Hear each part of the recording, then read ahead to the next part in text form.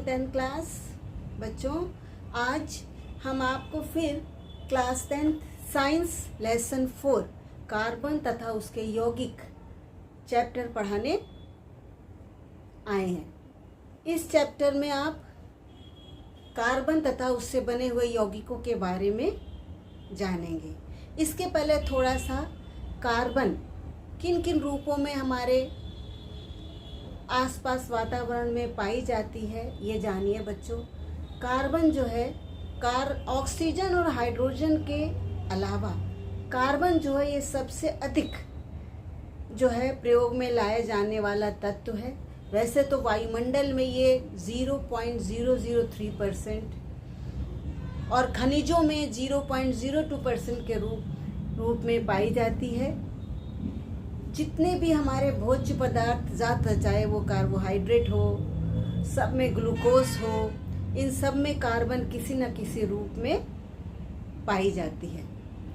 हमारे चारों तरफ खनिज में, पृथ्वी में खनिज के रूप में, उसके अलावा जो है ईंधन में जितने भी प्रकार के ईंधन पाए जाते हैं उन सभी में कार्बन की उपस्थिति अनिवार्य है।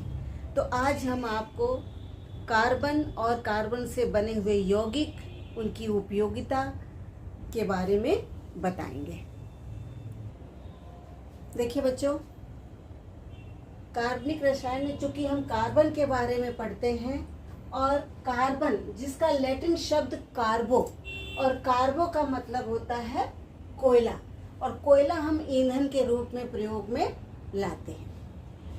अब चूंकि हमने आपको बताया कि खनिज रूप में हमको केवल ये 0.02% कार्बन संयुक्त अवस्था में अन्य जो है वो तत्वों के संग जुड़ता है, और वायुमंडल में 0.02 कार्बन डाइऑक्साइड के रूप में पाया जाता है, जो प्रकाश संश्लेषण क्रिया में भोजन बनाने में प्रयोग में लाया जाता है।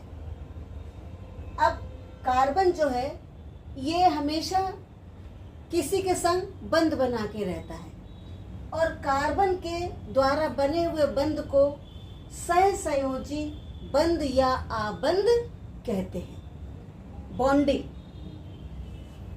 बॉन्डिंग क्या होती है बच्चों? वो बंध जो समान एक जैसे हो या असमान अलग अलग परमाणु के मध्य इलेक्ट्रॉन युग्म में पेयर जोड़ा टू इलेक्ट्रॉन, पेयर हमेशा 2 से बनता है, तो इलेक्ट्रॉन युग्म के साझे से बनता है, वह सहसंयोजी बंध कहलाता है। सहसंयोजी बंध, सह में साथ, संयोजी में कनेक्शन, जुड़ के। तो सहसंयोजी बंध बच्चों क्या हुआ? आप नाम से ही समझ लीजिए, सहसंयोजी जो किसी के संग साथ मिल के बॉन्डिंग करे, बनाए, साथ रहे, उसको हम सहसंयोजी बंध कहते हैं। और ये बॉन्डिंग तभी हो सकती है जब उनकी बाह्यतम कोश में जो इलेक्ट्रॉनों की निर्धारित संख्या है वो पूरी ना हो।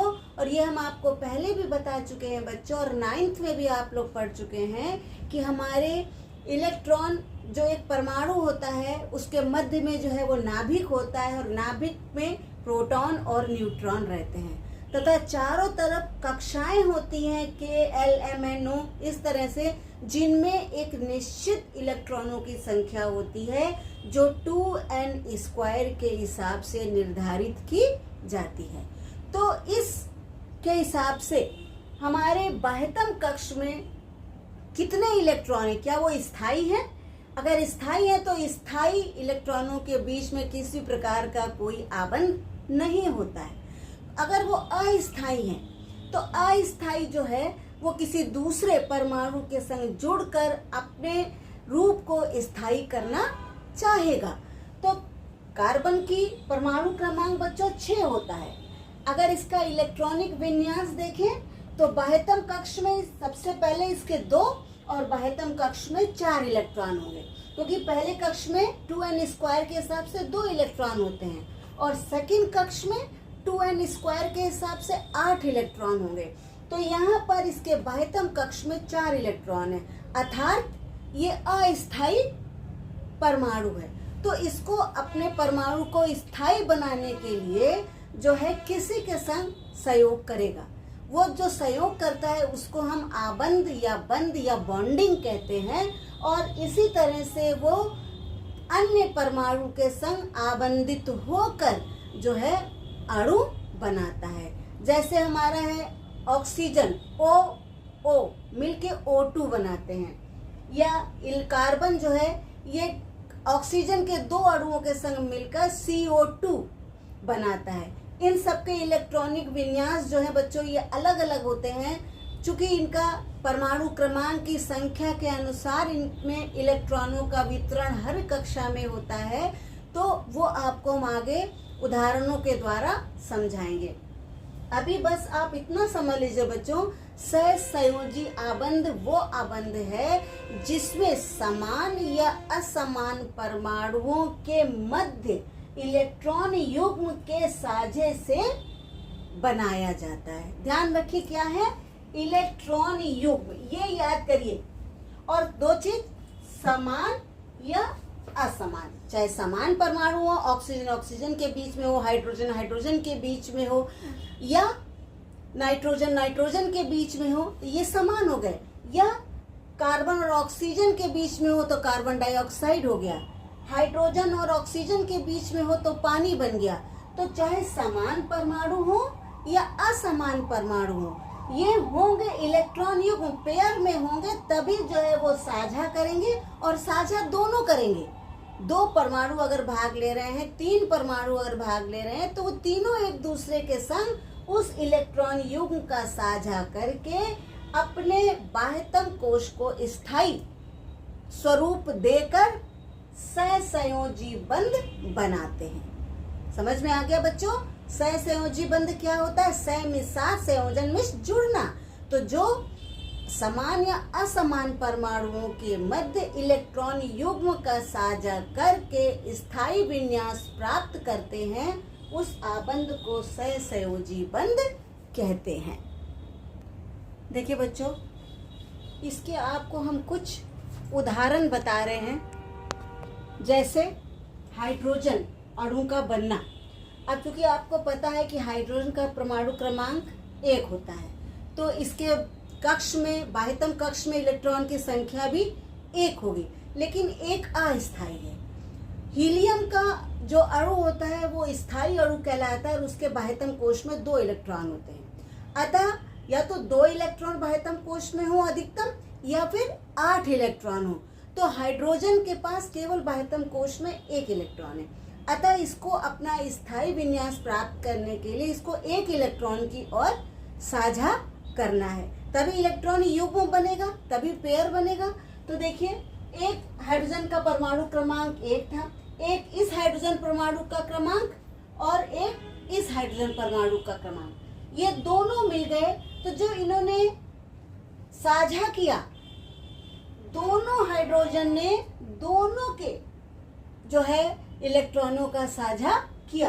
तो इस प्रकार से जब इस हाइड्रोजन को था तो इसने इस हाइड्रोजन के संग लेके अपना इलेक्ट्रॉन युग्म बना लिया, और इस हाइड्रोजन को जरूरत थी तो इसने इस हाइड्रोजन के इलेक्ट्रॉन को लेकर इलेक्ट्रॉन युग्म बना लिया।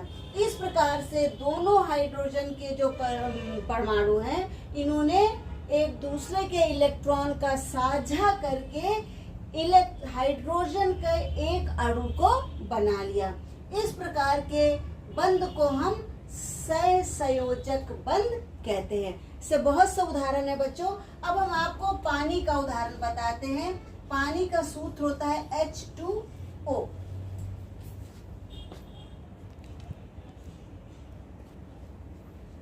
इसका जो विन्यास होगा HOH। ठीक। अब आपको हाइड्रोजन के बारे में पता है बच्चों, इसका जो परमाणु क्रमांक है वो 1 है। तो ऑक्सीजन का परमाणु क्रमांक जो है वो 8 है।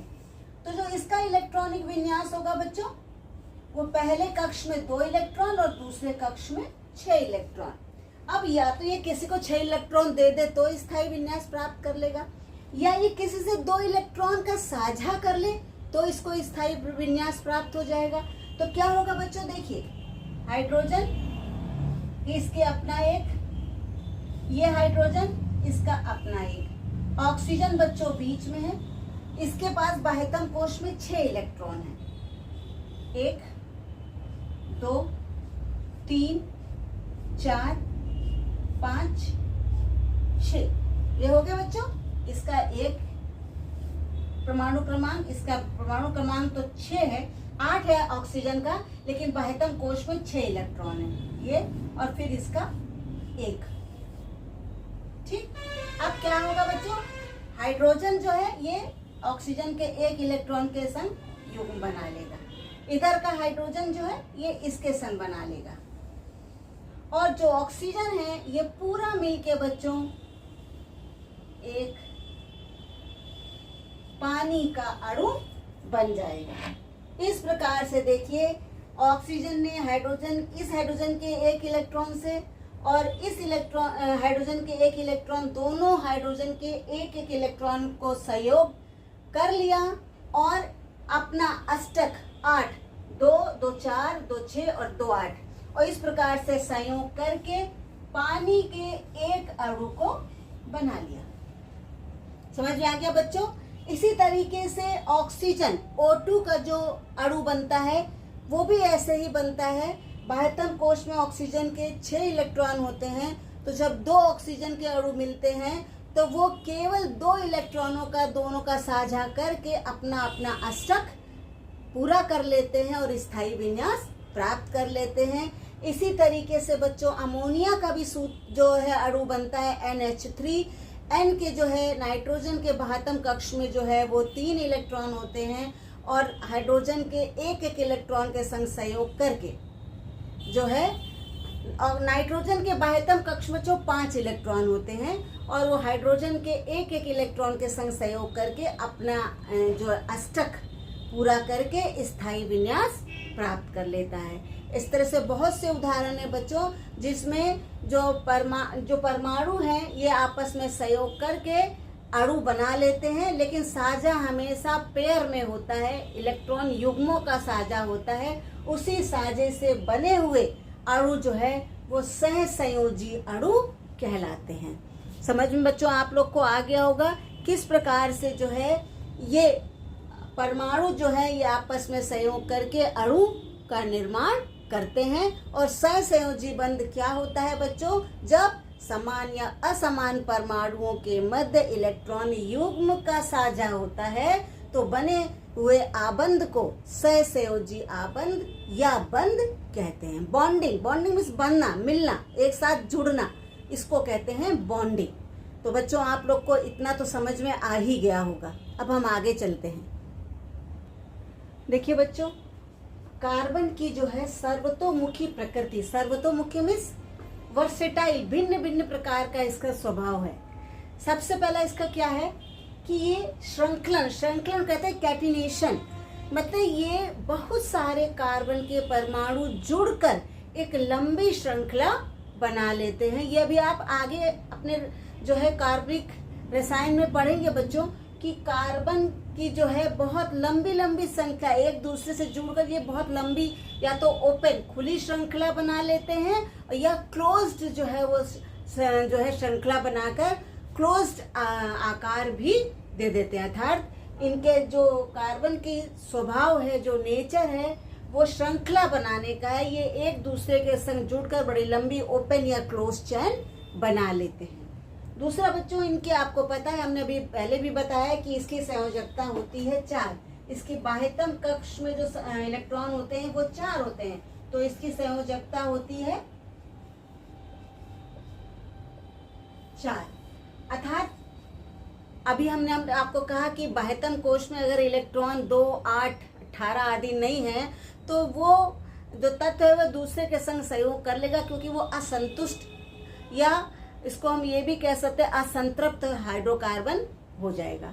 तो इसकी बाह्यतम कोश में इलेक्ट्रॉन 4 है, अर्थात इसको अपने स्थायी विन्यास को प्राप्त करने के लिए अन्य 4 इलेक्ट्रॉनों की आवश्यकता पड़ती है। तो इसको उस स्थायी विन्यास को लेने के लिए ये अन्य परमाणुओं के संग सहयोग करके जो है अपनी स्थायित्व को प्राप्त कर लेता है, अर्थात अपने बाह्यतम कोश में 8 इलेक्ट्रॉन कर लेता है। तो इस प्रवृत्ति के कारण ये बहुत जल्दी किसी के संग जो है संयोग करके, साझा करके जो है स्थायी विन्यास को प्राप्त करने की प्रवृत्ति रखता है। तीसरा बच्चों, बहुल बंध बनाने की प्रवृत्ति, वो भी इसी वजह से है क्योंकि बाह्यतम कोश में जो है इसके 4 इलेक्ट्रॉन है, 4 इलेक्ट्रॉन है, अर्थात ये असंतृप्त है और संतृप्त करने के लिए इसको अन्य जो है ये परमाणु के संग सहयोग करना होगा। तो ये अन्य परमाणुओं के संग जो है द्विबंध, डबल बॉन्ड या त्रिबंध, ट्रिपल बॉन्ड के द्वारा जुड़कर जो है बहुत सारे जो है यौगिकों का निर्माण करता है। तो इस प्रकार से ये इसकी कार्बन की वर्सेटाइल नेचर है, सर्वतोमुखी प्रकृति है, जिसके द्वारा ये बहुत लंबी ओपन या क्लोज चैन बना लेते हैं या बहुत जल्दी असंतुष्ट संयोजकता 4 है, अस्थायी संयोजकता है। इसकी वजह से ये अन्य के संग बहुत ज़्यादा एफिनिटी रखते हैं और उनके संग जुड़कर स्थायी विन्यास प्राप्त करने का प्रयास करते हैं और उस स्थायी विन्यास को प्राप्त करने के लिए ये डबल और ट्रिपल बॉन्ड में अन्य परमाणु के संग जुड़कर स्थायित्व प्राप्त करते हैं। देखिए बच्चों, अब इसके बाद जो नेक्स्ट टॉपिक आपको हम बता रहे हैं वो हाइड्रोकार्बन। चूंकि आप ऑर्गेनिक केमिस्ट्री में हाइड्रोजन और कार्बन से बने हुए यौगिकों के बारे में पढ़ रहे हैं, तो अब नेक्स्ट, अभी तो हमने आपको कार्बन बताया, कार्बन का कैसा नेचर है, कहाँ कहाँ पाया जाता है। अब कार्बन जो है, कार्बनिक यौगिक में हाइड्रोकार्बन्स होते हैं। हाइड्रोकार्बन क्या होते हैं? तो हाइड्रोकार्बन वो यौगिक होते हैं जिनमें केवल हाइड्रोजन और कार्बन होते हैं। जैसे इथेन, मीथेन, प्रोपेन, ब्यूटेन, बहुत सारे हैं बच्चों, भी हम आपको बताएंगे। तो वो यौगिक जिनमें केवल हाइड्रोजन और कार्बन होते हैं वो हाइड्रोकार्बन कहलाते हैं। नाम से ही समझ जाइए बच्चों, हाइड्रोकार्बन। तो वो यौगिक जिनमें हाइड्रोजन और कार्बन होता है वो हाइड्रोकार्बन कहलाते हैं। सेकंड बच्चों क्या है? हाइड्रोकार्बन व्युत्पन्न। व्युत्पन्न होता है डेरिवेटिव्स। तो वो यौगिक जिनमें हाइड्रोजन एंड कार्बन तो होता ही है, हाइड्रोजन और कार्बन के अतिरिक्त ऑक्सीजन, नाइट्रोजन, सल्फर और फास्फोरस, जिन यौगिकों में हाइड्रोजन और कार्बन तो है ही है, इसके अतिरिक्त ऑक्सीजन, नाइट्रोजन, सल्फर और फास्फोरस उपस्थित होता है, वो हाइड्रोकार्बन व्युत्पन्न कहलाते हैं। तो 2 प्रकार के हाइड्रोकार्बन हो गए, एक जिसमें केवल हाइड्रोजन और कार्बन होता है और दूसरा जिसमें हाइड्रोजन और कार्बन के अतिरिक्त ऑक्सीजन है, नाइट्रोजन है, सल्फर है, फास्फोरस आदि जब जुड़ जाते हैं तो इस प्रकार के यौगिकों को हम हाइड्रोकार्बन व्युत्पन्न कहते हैं। अब बच्चों, हाइड्रोकार्बन बहुत प्रकार के होते हैं। तो हाइड्रोकार्बन कितने होते हैं, क्या उनकी जो है स्पेशलिटी होती है, ये हम आपको बताते हैं। देखिए बच्चों, अब जो नेक्स्ट आप पढ़ रहे हैं, हमने आपको बताया भी, हाइड्रोकार्बन के बारे में बता दिया। अब ये जो हाइड्रोकार्बन है ये 2 भागों में विभाजित रहते हैं। 2 प्रकार के यौगिक इसमें पाए जाते हैं। पहला है एलिफेटिक हाइड्रोकार्बन और दूसरा है एरोमेटिक हाइड्रोकार्बन। ये एरोमेटिक आपके कोर्स में नहीं है, इसके जो यौगिक आते हैं। एलिफेटिक जो हाइड्रोकार्बन है इसमें वो हाइड्रोकार्बन आ जाते हैं जिनमें कार्बन परमाणुओं की खुली श्रृंखला, एक के बाद एक कार्बन जो है ये जुड़े रहते हैं। तो इस प्रकार की कार्बन परमाणु की खुली श्रृंखला जिसमें कार्बन परमाणु एक दूसरे के संग जुड़कर अन्य यौगिक बनाते हैं, उनको एलिफेटिक हाइड्रोकार्बन कहते हैं। ये एलिफेटिक हाइड्रोकार्बन 2 प्रकार के होते हैं। एक होता है संतृप्त हाइड्रोकार्बन। संतृप्त जैसा नाम ही है, सैचुरेटेड, मतलब इनके पास जो है वो उसमें ये संतृप्त हैं, इनको किसी और के संग लड़ाई लड़ने की आवश्यकता नहीं है। और ये तभी लड़ाई लड़ेंगे जब अपना कोई परमाणु किसी को दे देंगे, तो इनके पास जगह हो जाएगी, किसी और को उसमें बैठा लेंगे। लेकिन अगर ये अपना कोई भी परमाणु किसी को नहीं देते हैं बच्चों, तो ये संतृप्त हैं। तो इस प्रकार के संतृप्त हाइड्रोकार्बन को ये सिंगल बॉन्ड के द्वारा जुड़े रहते हैं। जो यौगिक सिंगल बॉन्ड के द्वारा जुड़कर बनते हैं उनको हम संतृप्त हाइड्रोकार्बन कहते हैं, और उनके नाम के आगे जो अंत के 3 शब्द होते हैं उसमें ANE लगा होता है। क्या लगा होता है बच्चों? ANE। जैसे मीथेन है ना, METHANE, तो एन लगा होता है, एन। तो जितने भी सिंगल बॉन्ड कार्बनिक यौगिक होते हैं, जितने भी सिंगल बॉन्ड हाइड्रोकार्बन्स होते हैं, उन सब में लास्ट में ANE लगा होता है और ये इनकी कार्बन की संख्या के अनुसार इनके नाम बदलते रहते हैं। दूसरा बच्चों है असंतृप्त। जैसा कि नाम ही से आप समझ रहे हैं कि असंतृप्त हाइड्रोकार्बन, अर्थात इनकी जो है कार्बन की चारों संयोजकताएं संतृप्त नहीं है। संतृप्त हाइड्रोकार्बन में कार्बन की चारों संयोजकताएं संतृप्त है, लेकिन असंतृप्त हाइड्रोकार्बन में कार्बन की चारों संयोजकताएं असंतृप्त होने के कारण, इनकम्प्लीट होने के कारण ये दूसरे अन्य परमाणुओं के संग द्विबंध और त्रिबंध के द्वारा जुड़ते हैं। तो जब ये द्विबंध के द्वारा कोई भी यौगिक बनाते हैं तो उसको हम, उसके अंत में आता है ENE। जैसे एथीन है ना, एथीन, प्रोपीन, ब्यूटीन, आगे आप इसके नाम जानेंगे। त्रिबंध जो होता है इसका, जब ये 3 बंध के द्वारा जुड़े रहते हैं, द्विबंध का बच्चों साइन होता है डबल बॉन्ड, ये सिंगल बॉन्ड का ऐसे होता है और ट्रिपल बॉन्ड का ये इस तरह से होता है। तो द्विबंध एथिलीन, या इसको हम एथीन भी कहते हैं, IUPAC नेम में इसको एथीन कहते हैं। और त्रिबंध एल्काइन, और इसको हम एथाइन भी कहते हैं। इसका उदाहरण है एथाइन, है ना। तो अब बच्चों इसमें ये त्रिबंध के द्वारा जुड़े रहते हैं और ये द्विबंध के द्वारा जुड़े रहते हैं और ये सिंगल बॉन्ड के द्वारा जुड़े रहते हैं। इसका एक आपको हम उदाहरण बताते हैं। जैसे ये मीथेन है, इसका सूत्र है CH4, अर्थात मध्य में कार्बन हो गया और चारों तरफ इसके एकल बंध के द्वारा एक एक हाइड्रोजन जुड़ गए। देखा बच्चों आपने, 4 कार्बन की चारों संयोजकताओं के संग हाइड्रोजन के 4 परमाणु के जुड़ जाने से मीथेन का एक अणु बनता है और यह संतृप्त हाइड्रोकार्बन कहलाता है। असंतृप्त हाइड्रोकार्बन मैंने आपको बताया कि ये द्विबंध या त्रिबंध के द्वारा जुड़े रहते हैं। अब दूसरे बंध का देखिए, उदाहरण है एथिलीन।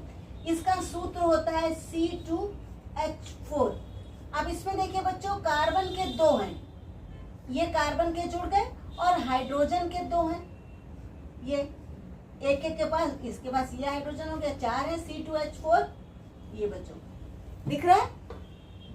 अब देखिए ये कार्बन की चौथी संयोजकता जो है, इधर 3 और 4, ये संयोजकता इसकी जो है असंतृप्त है। तो क्या होगा, ये दोनों मिलकर यहाँ पर ये द्विबंध बना लेंगे, डबल बॉन्ड। देख रहे हैं बच्चों, इसमें चूंकि कोई परमाणु ना होने की वजह से ये जो है डबल बॉन्ड बन जाएगा। इसी तरह से बच्चों एल्काइन का एसिटिलीन, इसका होता है C2H2। कैसे जुड़ेगा बच्चों ये C, बताते बच्चों, C फिर C। अब एक ही H जुड़ा हुआ है तो ये एक H इधर आ गया, एक H इधर हो गया। अब बच्चों ना तो यहाँ पर कोई परमाणु है इसके संग, ना ऊपर कोई परमाणु, ये दोनों मिलकर एक बॉन्ड बना लेंगे, ये दोनों मिलकर एक बॉन्ड बना लेंगे। इस प्रकार से बने हुए बॉन्ड को कहते हैं त्रिबंध।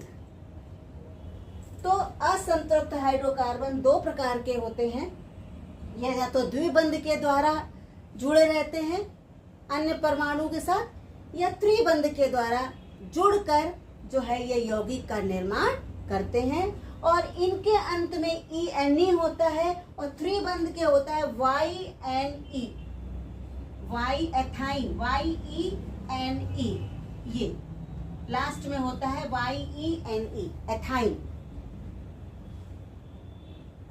समझ में आ गया बच्चों। हाइड्रोकार्बन्स 2 प्रकार के, एलिफेटिक, एरोमेटिक। एलिफेटिक जिनमें कार्बन परमाणु ही जुड़े रहते हैं और ये खुली श्रृंखला, खुली चैन बनाते हैं। ये 2 प्रकार के होते हैं, एक तो संतृप्त जिसमें कार्बन की चारों संयोजकताएं संतृप्त होती हैं, और ये बहुत ज्यादा एक्टिव नहीं होते, ये बहुत ज्यादा क्रियाशील नहीं होते, इसीलिए ये केवल प्रतिस्थापन अभिक्रिया देते हैं, मतलब अपने यौगिक को दे देते हैं, तो अपने परमाणु को दे देते हैं तो किसी और के परमाणु के संग जुड़ जाते हैं। दूसरा असंतृप्त हाइड्रोकार्बन जो है, इसमें डबल बॉन्ड और ट्रिपल बॉन्ड। डबल बॉन्ड का उदाहरण है एथिलीन, जिसमें इसका सूत्र होता है C2H4। अब कार्बन के दो हैं, तो कार्बन के एक तो कार्बन से कार्बन जुड़ गया, दूसरे में आपके दो दो जगहों पर हाइड्रोजन हाइड्रोजन जुड़ गया, तब भी एक जगह फ्री रही, तो वो एक जगह मिलकर जो है ये डबल बॉन्ड से जुड़ जाते हैं। तीसरा है त्रिबंध, ट्रिपल बॉन्ड। ट्रिपल बॉन्ड में 3 लाइनें होती हैं, 1 2 3। तो ये चूंकि इसका उदाहरण, एक उदाहरण हम आपको बता रहे हैं एसिटिलीन, या जिसको कहते हैं एथाइन, जिसका सूत्र है C2H2। तो इसमें देखिए कार्बन कार्बन से जुड़ गया और एक एक हाइड्रोजन इसके ऊपर नीचे हो गया बच्चों। ये देखिए, ये कार्बन से कार्बन जुड़ा तो एक एक हो गया। अब इस प्रकार से जो है एक बॉन्ड ये मिलके बन गया, एक बॉन्ड ये मिलके बन गया, तो ये हो गए 3 बॉन्ड, 3 बंध, और एक एक बंध से हाइड्रोजन का मॉलिक्यूल जुड़ा हुआ है। तो इस प्रकार से इस प्रकार के परमाणुओं में जो जुड़ते हैं उनको हम त्रिबंध जो है हाइड्रोकार्बन कहते हैं। इतना बच्चों आप लोग को समझ में आ गया ना। अब आपके कोर्स में है संतृप्त और असंतृप्त हाइड्रोकार्बन में अंतर क्या है। देखिए बच्चों, आप संतृप्त और असंतृप्त हाइड्रोकार्बन में क्या अंतर है इसको समझिए। इसके पहले हम आपको इनके बारे में, इनकी परिभाषाओं के बारे में बता चुके हैं। तो जो संतृप्त हाइड्रोकार्बन होते हैं ये अत्यधिक स्थायी होते हैं। हमने आपको बताया ये संतृप्त होते हैं तो ये किसी के संग अभिक्रिया जल्दी करते ही नहीं है, लेकिन असंतृप्त हाइड्रोकार्बन जो है ये कम स्थायी होते हैं। दूसरा, इनमें संतृप्त हाइड्रोकार्बन जो है अत्यधिक स्थायी होते हैं तो नेचुरली ये क्रियाशील कम होंगे, और इनके कंपैरिजन में असंतृप्त हाइड्रोकार्बन चूंकि असंतृप्त होते हैं, कम स्थायी होते हैं, तो ये क्रियाशील अधिक होंगे। संतृप्त हाइड्रोकार्बन जो है ये केवल प्रतिस्थापित यौगिक देते हैं। प्रतिस्थापित यौगिक का मतलब कि ये अपने पास से किसी परमाणु को जब हटा देते हैं तो किसी अन्य परमाणु को जोड़ लेते हैं, और उसको जोड़कर जो है जो यौगिक बनाते हैं उसको प्रतिस्थापित, एक को हटा के दूसरे को उसकी जगह देना, उसको हम प्रतिस्थापित यौगिक कहते हैं। असंतृप्त हाइड्रोकार्बन जो है ये चूंकि इनमें तो वैसे ही कमी होती है परमाणुओं की, तो ये किसी के भी संग सहयोग करके योगशील यौगिक बना लेते हैं, अर्थात ये एडिशन अभिक्रिया देते हैं, और ये संतृप्त हाइड्रोकार्बन सब्स्टिट्यूशन अभिक्रिया देते हैं। संतृप्त हाइड्रोकार्बन जो है 1% क्षारीय KMnO4 पोटेशियम परमैंगनेट का जो सॉल्यूशन होता है उसके संग कोई क्रिया नहीं करते हैं। अगर संतृप्त हाइड्रोकार्बन में आप 1% एल्कलाइन KMnO4 सॉल्यूशन को मिलाते हैं तो संतृप्त हाइड्रोकार्बन कोई अभिक्रिया नहीं करते हैं, लेकिन असंतृप्त हाइड्रोकार्बन के संग जब हम 1% क्षारीय KMnO4 विलयन को मिलाते हैं तो ये उसको रंगहीन कर देते हैं, और रंगहीन करने के कारण उनकी इस क्रिया को जो है हम बेयर परीक्षण कहते हैं। ये लैब में एक प्रयोग होता है बेयर परीक्षण।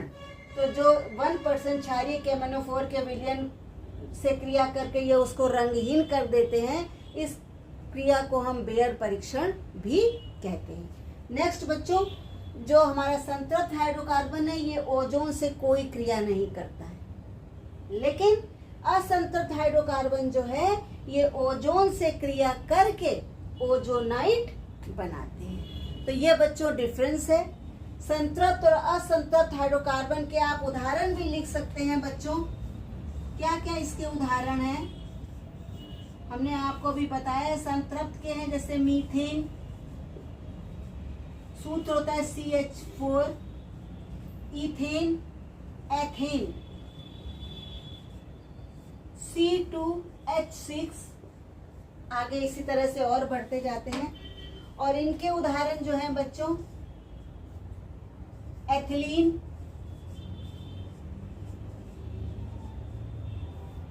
C2H4, acetylene, C2H2। ये बच्चों आज का वीडियो यहीं तक है। अब इसके आगे जो आपके ऑर्गेनिक केमिस्ट्री में बचा है, कार्बन और उसके यौगिक का शेष भाग जो है आपको हम अगले वीडियो में समझाएंगे। बच्चों, हमने अपना पूरा भरसक प्रयास किया है कि हम आपको छोटे छोटे पॉइंट जो आप लोग की समझ में नहीं आते हैं, और बोर्ड एग्जाम में हर चैप्टर से कुछ ना कुछ आता जरूर है, तो ज़्यादातर संतृप्त असंतृप्त हाइड्रोकार्बन में अंतर भी आ जाता है, या कार्बनिक यौगिक क्या होते हैं ये भी आ जाता है, और भी इनकी सहसंयोजी आबंध किसे कहते हैं उदाहरण सहित बताइए, ये भी आ जाता है। तो आपको बच्चों हमने ये टॉपिक्स इस चैप्टर के अंतर्गत जो आए हैं कई बार रिपीट करके बताया है, और हमें उम्मीद है कि आप लोगों को समझ भी आया होगा। तो बच्चों, आप सभी जो क्लास 10th का इस साल बोर्ड देने जा रहे हैं, हमारे द्वारा दिए हुए वीडियो को बार बार देखिए बच्चों, उनको लाइक करिए, उनको शेयर करिए, अपने साथियों के द्वारा सब्सक्राइब भी करवाइए, आपको बहुत लाभ मिलेगा। अगर कहीं कुछ आपको ऐसा लगता है बच्चों कि मैम ये चीज़ समझ में नहीं आ रही है, आप और इसको सिंपल लैंग्वेज में समझाइए, तो बच्चों हम और भी प्रयास करेंगे कि हम आप लोगों को अपने समझाने के द्वारा आप तक, आपकी समझ तक पहुंच सके। आप बच्चे हैं, आप लोगों को, लेकिन जब तक बच्चे आप लोग इस वीडियो को कई बार नहीं देखेंगे, आपको समझ में शायद कम आएगा, लेकिन आप बार बार देखेंगे कि मैम क्या बता रही हैं, कैसे समझा रही हैं, तो आपको ज़रूर समझ में आएगा। ठीक है बच्चों, धन्यवाद।